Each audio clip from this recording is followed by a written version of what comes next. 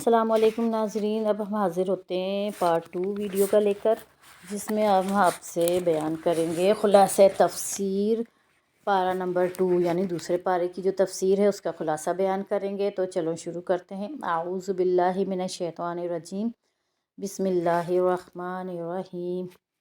دوسرا سپارہ جو ہے سیاقول، اس کی تفسیر ہے، یہ ہے کہ اس میں اللہ تعالیٰ فرما رہے ہیں، مسلمانوں جس طرح تمہارے قبلے کو مرکوز توحید فرما دیا، اسی طرح تم کو ایک اعلیٰ درجے کی امت بھی بنایا ہے، تاکہ تم لوگوں کو راہ راست پر لانے کے لیے حق کو صداقت کے چشم دید گواہ رہو، اور اللہ کا رسول تمہارا ہادی اور رہنما ہوا۔ یاد رکھو، اگر تم قرآن مجید سے منہ موڑ کر منکرین کے حق کی خواہشات کی پیروی کرو گے تو ظالم و نافرمان کہلاؤ گے۔ اور اس کے بعد آگے کی آیتوں میں اللہ تعالیٰ ارشاد فرماتے ہیں، مسلمانوں، اللہ نے تمہاری طرف ایک عظیم الشان پیغمبر بھیجا، اور دعائے ابراہیمی کے مطابق تم کو ایک الہ، ایک رسول، ایک کتاب اور ایک قبلے کا پیروکار بنا دیا تاکہ تم باہم متحد رہو۔ تم اپنے محسن حقیقی کے احسانات کو ہمیشہ یاد رکھو اور ہر دم اس کی نعمتوں کا شکر گزاری میں رطب اللسان رہو، یعنی کہ زبان تر رہے اللہ کے ذکر اور شکر گزاری میں، اور کفران نعمت سے بچتے رہو۔ اے ایمان والو، دین و دنیا کی کامیابی کے لیے مختلف قسم کی مشکلات و آلام سے دوچار ہونا لازمی ہے۔ مشکلات میں تم صبر و رضا اور نماز و دعا کے ذریعے اپنے اللہ سے مدد حاصل کرو۔ آگے اللہ تعالیٰ فرماتے ہیں، اور ہاں یاد رکھو، اللہ کی راہ میں جان دینے والے مرتے نہیں بلکہ حیات جاویداں پاتے ہیں، لیکن تم اس زندگی کی حقیقت سے نا آشنا ہو۔ اس کے بعد اللہ تعالیٰ فرما رہے ہیں، اے ایمان والوں کی والہانہ محبت و عقیدت کا محور صرف اللہ کی ذات ہوتی ہے۔ اس روز نہ کسی کا مال و اسباب کسی کے کام آئے گا، اور نہ عزیز و اقارب ساتھ دیں گے، اور نہ ہی نام نہاد مذہبی پیشواں انہیں عذاب الہی سے چھڑا سکیں گے۔ اور آگے ارشاد ہوا، شیطان کے نقش قدم پر مت چلو، اپنی زندگی کے ہر شعبے میں اللہ کے حکم کی پیروی کرو، اپنے باپ دادا کے جاہلانہ رسموں اور خاندانی روایات کی اندھی تقلید کے بجائے شریعت اسلام پر عمل کرو۔ جو لوگ دنیاوی مفادات کی خاطر کتمان حق کرتے ہیں، احکام دین کی غلط تعویلیں کرتے ہیں، در حقیقت اپنی پیٹھوں میں یعنی اپنی کمر پہ آگ کے دہتے ہوئے شعلے بھر رہے ہیں۔ اور اگلی آیتوں میں اللہ تعالیٰ ارشاد فرماتے ہیں، نیکی صرف پرستش و بندگی یا کسی خاص جہت کو قبلہ بنا لینے کا نام نہیں ہے، اور نہ ہی شریعت کی ظاہری رسوم کو بجا لانے کو نیکی کہتے ہیں، بلکہ اسلام کے نزدیک نیکی عقیدہ و عمل اور ایمان و قلب کی درستی سے پیدا ہوتی ہے۔ مسلمانوں، ناحق قتل ہونے والوں کے بارے میں تم پر قصاص فرض کیا گیا ہے، جس میں تمہاری زندگی کا راز پوشیدہ ہے۔ اس سے آگے ارشاد ہوا، قرآن مجید تمام بنی نوع انسان کے لیے ہدایت کا سرچشمہ ہے، اور حق و باطل کے مابین واضح دلائل کے ذریعے تمیز کرنے والا مشعل نور ہے۔ تم میں سے جو کوئی رمضان کے مہینے کو پائے اور روزہ رکھنے کی سخت رکھتا ہو تو ضرور روزے رکھے۔ اے نبی مہربان، جب میرے بندے میرے متعلق آپ سے پوچھیں تو آپ انہیں بتا دیں کہ میں ان کے قریب ہی ہوں، ہر پکارنے والے کی پکار اور اس کا پکار سنتا ہوں اور اس کا جواب دیتا ہوں۔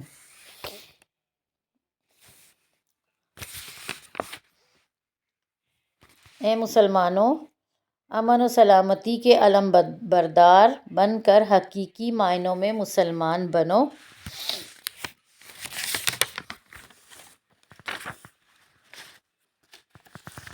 اپنے نام کی لاج رکھو۔ کائنات ارضی پر فتنہ فساد برپا کرنے والے دشمنان خدا اور رسول کے ساتھ ہر وقت لڑنے کے لیے تیار رہو۔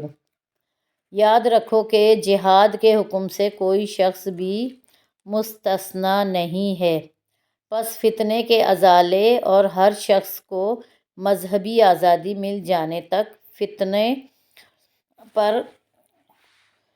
فتنے پردازوں سے لڑتے رہو، یعنی جو لوگ فتنہ پھیلاتے ہیں ان سے لڑتے رہو۔ جب ملک و ملت اور دین حق کے لیے مالی قربانی مطلوب ہو تو دل کھول کر خرچ کرو۔ بعض لوگ ایسے بھی ہوتے ہیں جو اپنے اللہ سے صرف دنیاوی عیش و عشرت مانگا کرتے ہیں، ایسے لوگ اخروی نعمتوں سے محروم رہیں گے۔ مسلمانوں، تم سب کے سب پوری طرح اسلام میں داخل ہو جاؤ کہ نہ تو اپنی طرف سے غلط عقائد گھڑو، نہ سنی سنائی باتوں کی پیروی کرو، اس میں تمہاری بھلائی ہے۔ شیطان کے نقش قدم پر چلنے کے بجائے سراپا رحمان کے بندے بن جاؤ۔ آگے ارشاد فرمایا، دنیا کی زندگی صرف دنیا کے پجاریوں کو ہی بھلی لگتی ہے، یعنی دنیا کے پجاریوں کو ہی اچھی لگتی ہے، جبھی تو وہ صاحبان ایمان کی بے سر و سامانی کا مذاق اڑاتے ہیں، حالانکہ اصل چیز تو اللہ کی اطاعت و فرمانبرداری ہے۔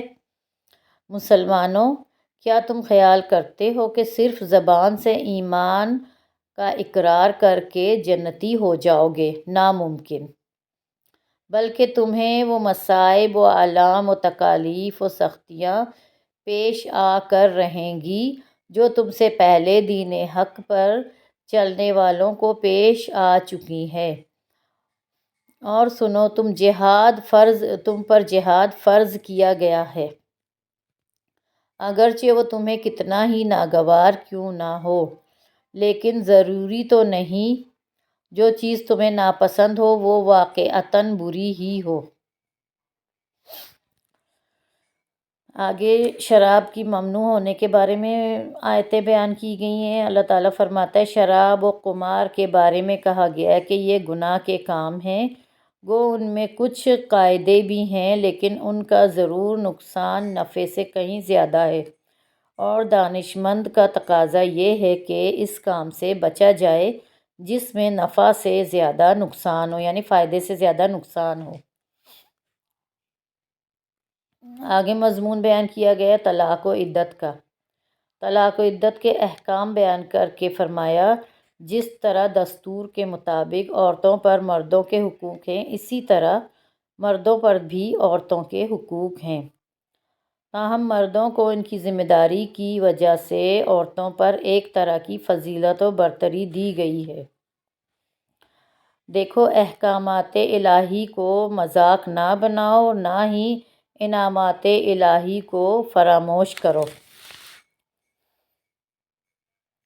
اللہ کے ان احکام کو یاد رکھو جو کتاب و حکمت کی صورت میں تمہاری ہدایات کے لیے نازل کیے گئے۔ ہر حال میں اپنے اللہ سے ڈرتے رہو، وہ تمہارے ظاہر حالات سے بھی آگاہ ہے اور تمہاری نیتوں اور ارادوں سے بھی۔ اور آگے دودھ پلانے کے احکام ہیں۔ وہ دودھ پلانے کے احکام کا ذکر کر کے فرمایا کہ اللہ تمہارے دلوں کی مخفی کمزوریوں کو اچھی طرح جانتا ہے، پس ہر دم اس سے ڈرتے رہو۔ اپنی سب نمازوں کو ان کے اوقات مقررہ پر ادا کرنے کی کوشش کرو۔ بالخصوص صلاۃ وسطیٰ یعنی عصر کی نماز کی تو مبالغہ کی حد تک حفاظت کرو، اور سنو، نماز کسی حالت میں بھی معاف نہیں ہے، زمانہ امن ہو یا جنگ، صحت ہو یا مرض، وسعت ہو یا فقر، نماز ہر حال میں پڑھنی پڑے گی۔ یعنی کہ جہاد کا دور ہو، امن کا دور ہو، صحت مند ہو، بیمار ہو یا غریب ہو یا امیر ہو، ہر مسلمان پر نماز ہر حال میں فرض ہے، وہ کسی طرح بھی معاف نہیں ہوتی۔ آگے مضمون بیان کیا گیا: مسلمانوں، اگر تم قومی زندگی و وقار کے متمنی ہو یعنی تمنا رکھتے ہو تو تاریخ سے عبرت حاصل کرو، ورنہ اللہ کے دشمنوں سے اس کی رضا و خوشنودی حاصل کرنے کے لیے جنگ کرو۔ کوئی ہے جو اللہ کو اپنے مال میں سے قرض حسنہ دے اور اس کی راہ میں خرچ کرے تاکہ وہ اس کے مال کو برکت کے ذریعے کئی گنا زیادہ کر دے۔ قوموں کی قیادت و سپاسالاری کے لیے مال و دولت اور عزت و جاہ کی نہیں بلکہ تدبر اور شعور اور علم و جسم کی قدرتی صلاحیت درکار ہوتی ہے۔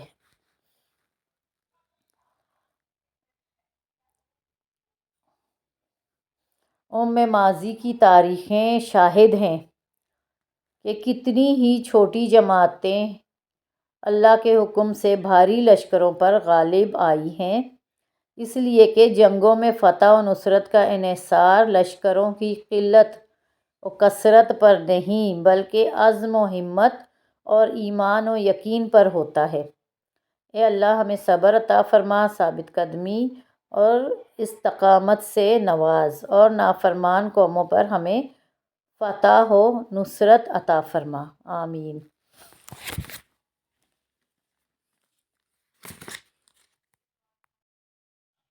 اور اب ہمارا دوسرا پارہ مکمل ہوا، انشاءاللہ اگلی ویڈیو میں ہم تیسرے پارے کی تفسیر بیان کریں گے۔ مختصراً خلاصہ، اب تھوڑا سا حدیث و وعظ و نصیحت پر گفتگو ہو جائے۔ نحمدہ و نصلی علی رسولہ کریم، اما بعد۔ زندگی متحرک اور رواں دواں ہے، نہایت سرعت تیزی کے ساتھ نکلتی چلی جا رہی ہے۔ اقترب للناس حسابهم وهم فی غفلۃ معرضون، لوگوں کے حساب کا وقت قریب ہوتا چلا آ رہا ہے اور وہ پھر بھی غفلت میں اعراض و اختیار کیے بیٹھے ہیں۔ حدیث پاک میں ارشاد الیوم عمل ولا حساب و عذابی حسابا و عملا، آج عمل کی مہلت ہے، کل کو حساب کتاب ہوگا، عمل کا دروازہ بند ہو چکا ہوگا۔ آج کی مادی دنیا میں ہر شخص زیادہ سے زیادہ مال کمانے کی فکر میں ہے، حالانکہ مرنے کے بعد آخرت کی زندگی میں صرف نیکیاں ہی کام آئیں گی۔ شریعت میں بعض ایسے اعمال و اذکار ملتے ہیں جن پر لاکھوں کروڑوں نیکیاں ملتی ہیں۔ احادیث مبارکہ کی روشنی میں دیے گئے کئی اعمال و اذکار پر عمل کر کے آخرت میں اعلیٰ سے اعلیٰ درجات حاصل کیے جا سکتے ہیں۔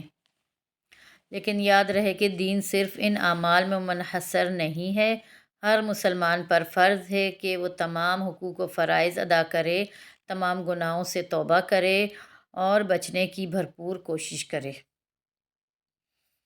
آنے والے بعض اعمال پر گناہوں کی بخشش کا وعدہ ہے، ان کے متعلق ذہن نشین رہے کہ ان میں معافی سے گناہ صغیرہ کی معافی مراد ہے، کیونکہ گناہ کبیرہ توبہ کے بغیر معاف نہیں ہوتے۔ لہٰذا کسی کو یہ غلط فہمی نہ ہو کہ خواہ وہ کسی قسم کے کتنے ہی گناہ کرتا رہے، توبہ کے بغیر ان آسان اعمال کے ذریعے معافی ہوتی رہے گی۔ نیز کوئی صاحب یہ دھوکے بھی نہ کھائیں کہ جب ہم بڑے بڑے نیک کاموں سے محروم ہیں تو ان آسان اور مختصر اعمال کو کرنے سے کیا فائدہ۔ جب ہم بڑے بڑے نیک کام کر رہے ہیں تو ان اعمال کی کیا ضرورت ہے؟ یہ دونوں خیال شیطانی دھوکہ ہیں، کیونکہ سرکار عالم صلی اللہ علیہ وسلم کا، جن پر ہمارے ماں باپ قربان ہوں، ارشاد ہے نیکی کی کسی بات کو حقیر نہ سمجھو۔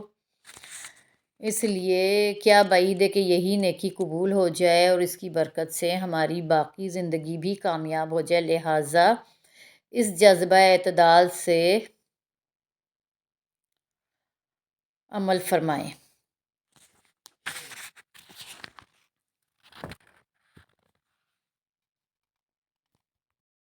اور یہ چھوٹے چھوٹے اعمال یہ ہیں کہ 1-1.5 منٹ میں آپ مؤذن کے ساتھ یا مؤذن کے اذان دینے کے بعد اذان کے تمام کلمات کہہ کر ایک تو ثواب اور وہ فضائل حاصل کر سکتے ہیں جو مؤذنین کے لیے احادیث میں وارد ہوئے ہیں، اور دوسرا 1-1.5 منٹ کے اس عمل سے فارغ ہونے کے بعد آپ جو بھی دعا مانگیں گے اس کے قبول ہونے کا وعدہ بھی ہے۔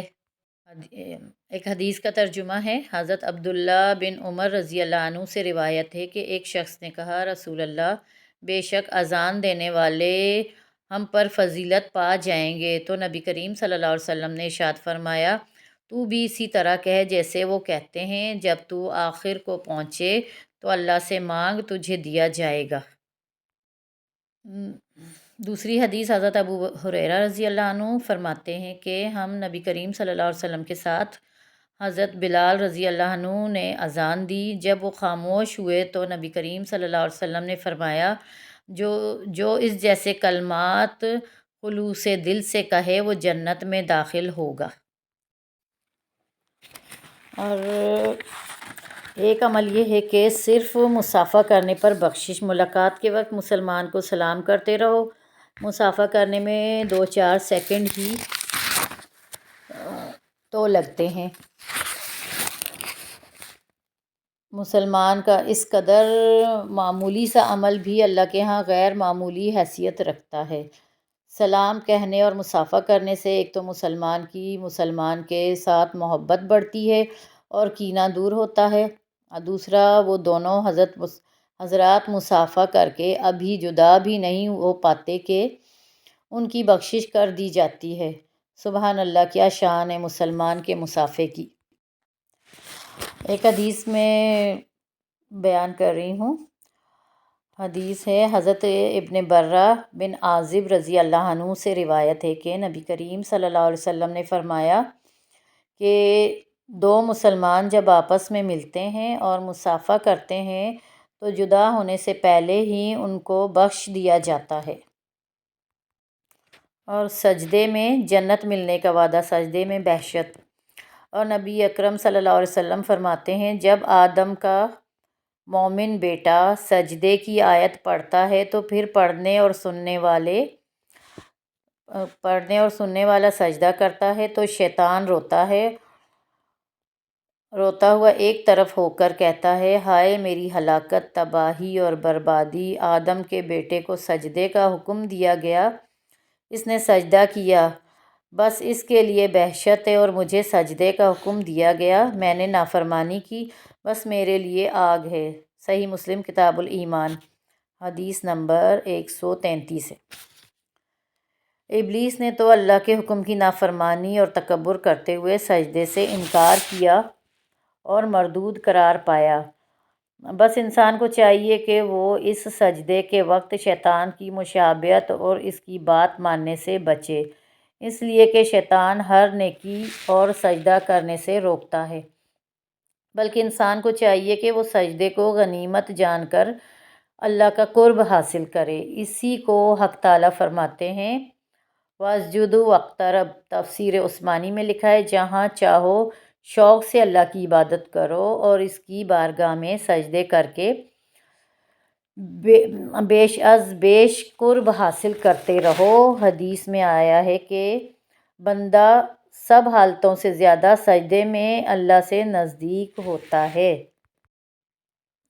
اور نیکی خواہ چھوٹی ہو یا بڑی اس قدر کرنی چاہیے کہ اللہ تعالیٰ سورۃ الزلزال میں فرماتے ہیں، جو ذرہ برابر نیکی کرے گا اس کو دیکھ لے گا۔ لہٰذا حضرت حسن رضی اللہ عنہ فرماتے ہیں کہ میرا جی چاہتا ہے کہ مجھے معلوم ہو جائے کہ اللہ تعالیٰ نے میرا ایک سجدہ قبول کر لیا ہے، بس میرے لیے یہی کافی ہے۔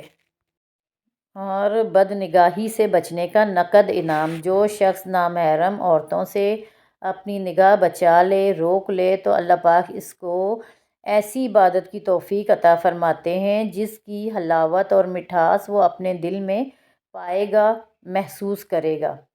حضرت ابو امامہ رضی اللہ عنہ سے روایت ہے کہ حضور اقدس صلی اللہ علیہ وسلم نے فرمایا، جس شخص کی کسی عورت کے حسن و جمال پر پہلی دفعہ نظر پڑے، پھر وہ نگاہ نیچی کر لے تو اللہ تعالیٰ اس کو ایسی عبادت نصیب فرماتے ہیں جس کی لذت و حلاوت وہ دل میں محسوس کرے گا۔ 4 کروڑ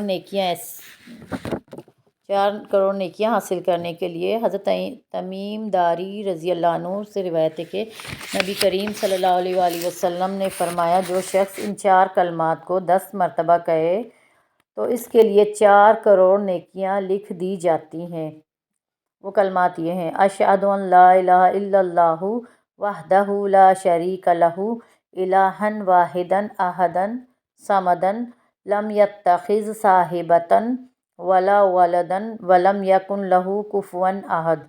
میں گواہی دیتا ہوں کہ اللہ کے سوا کوئی معبود نہیں، تنہا ہے، اس کا کوئی شریک نہیں، ایسا معبود جو تنہا بے نیاز ہے، نہ اولاد ہے نہ اس کا کوئی ہمسر۔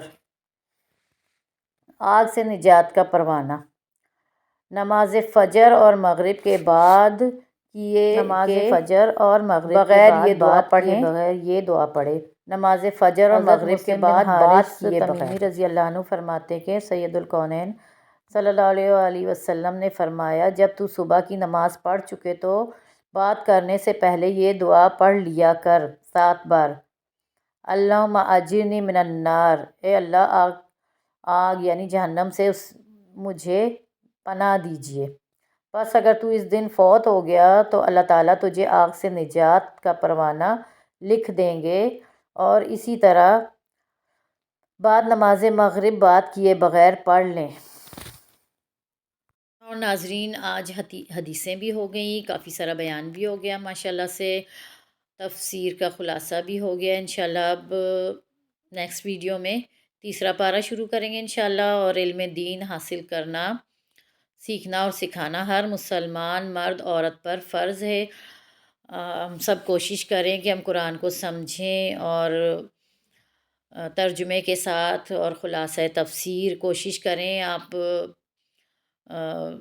معرف القرآن کی تفسیر سے آپ مطالعہ کریں، دیکھیں کہ اللہ تعالیٰ نے کیا فرمایا ہے اور ہمیں سمجھنے کی اللہ توفیق دے۔ آمین ثم آمین۔ انشاءاللہ آپ ہمیں کمنٹس میں بتائیے گا کہ آپ کو یہ سمجھ آئی، ہمارا یہ پروگرام کیسا لگا، اور مزید اس کو بہتر بنانے کے لیے آپ ہمیں مشورہ دے سکتے ہیں۔ انشاءاللہ سب کو اللہ توفیق دے قرآن پڑھنے اور پڑھانے کی۔ اور ہم آپ سے اجازت چاہتے ہیں۔ اللہ حافظ۔